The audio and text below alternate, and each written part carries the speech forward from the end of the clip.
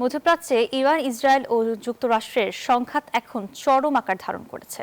একদিকে ডোনাল্ড ট্রাম্পের কড়া আলটিমেটাম, অন্যদিকে পুরো অঞ্চলকে নরক বানানোর পাল্টা হুমকি দিচ্ছে তেহরান।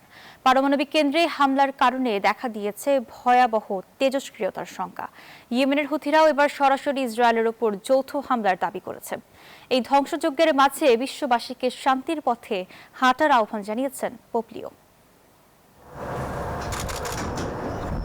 চলমান উত্তেজনার মধ্যেই রোববার ভোরে ইসরায়েলকে লক্ষ্য করে আবারও ক্ষেপণাস্ত্র হামলা চালিয়েছে ইরান। পশ্চিম তীর থেকে দেখা যায় উড়ে আসা ক্ষেপণাস্ত্র প্রতিহতের চেষ্টা চালাচ্ছে ইসরায়েলের আকাশ প্রতিরক্ষা ব্যবস্থা। বসুন্ধরা টিস্যু অশুদ্ধতার বিরুদ্ধে এক বিন্দুও ছাড় নয়। হরমুজ প্রণালী খুলে দিতে মার্কিন প্রেসিডেন্ট ডোনাল্ড ট্রাম্পের 48 ঘন্টার আলটিমেটামকে অসহায় ও দিশেহারা বলে প্রত্যাখ্যান করেছে ইরান। পাল্টা হুমকি দিয়ে দেশটি বলেছে, এমন ভুল করলে যুক্তরাষ্ট্রের জন্য আক্ষরিক অর্থে নরক হয়ে উঠবে পুরো মধ্যপ্রাচ্য। এরই মাঝে বুশেহর পারমাণবিক বিদ্যুৎ কেন্দ্রে হামলার তীব্র নিন্দা জানিয়েছে ইরান।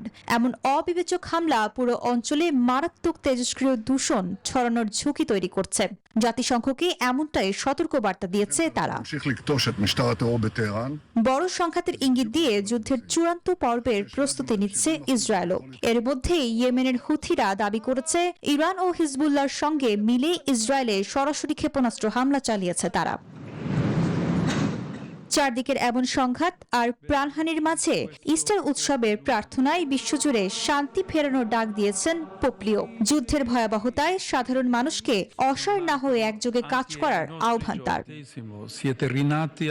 Desk report, news 24।